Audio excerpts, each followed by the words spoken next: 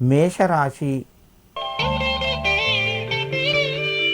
ఈ రాశి వారికి ఈరోజు కొంత ఒత్తిడి పెరుగుతూ ఉంటుంది. ఆర్థిక పరంగా అనుకూలంగా ఉంటుంది. దూరం నుంచెలి శుభవార్తను వింటారు. రావలసినటువంటి ధనం కొంత మొత్తం చేతికి వస్తూ ఉంటుంది. మీ యొక్క కుటుంబ సభ్యుల సహకారాలు ఉంటాయి.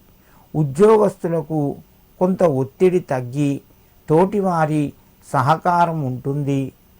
మేషరాశి వారు ఈరోజు గురు రాఘవేంద్రాయ నమః అని చెప్పి ఆ రాఘవేంద్ర స్వామికి నమస్కరించుకొని మీ పనులు ప్రారంభించండి.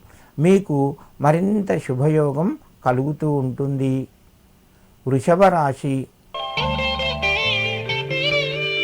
ఈ రాశి వారికి రోజు కొంత కలిసి వస్తుంది. ధనపరంగా ఆదాయం పెరుగుతూ ఉంటుంది.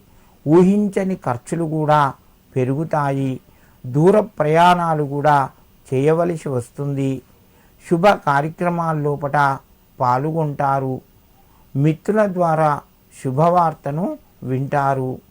ఆరోగ్యపరంగా కొన్ని జాగ్రత్తలు పాటించండి.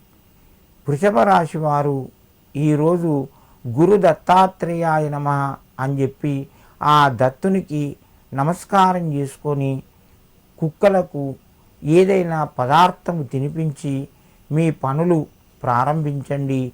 మీకు మరింత శుభయోగం కలుగుతూ ఉంటుంది. మిథున రాశి. ఈ రాశి వారికి ఈరోజు అనుకూలంగా చెప్పుకోవచ్చును. ప్రయత్నాలు ఫలిస్తాయి. రావలసినటువంటి ధనం కొంత మొత్తం చేతికి వస్తుంది. ముఖ్యంగా ఇంటి లోపల కొన్ని ముఖ్యమైన నిర్ణయాలు తీసుకుంటారు. వ్యాపార పరంగా మీకు అవకాశాలు కూడా పెరుగుతాయి. వ్యాపారంలో ఉన్నవారికి కొంత లాభాల్ని కూడా పొందుతారు. మీ యొక్క వివాహానికి సంతానానికి సంబంధించిన ప్రయత్నాలు ముందుకు సాగి కొంత శుభవార్తను వింటారు. మిథున రాశి వారు ఈరోజు ముఖ్యంగా గురు దక్షిణామూర్తయే నమః అని చెప్పి మేధా దక్షిణామూర్తికి నమస్కారం చేసుకొని మీ పనులు ప్రారంభించండి. మీకు మరింత శుభయోగం కలుగుతూ ఉంటుంది.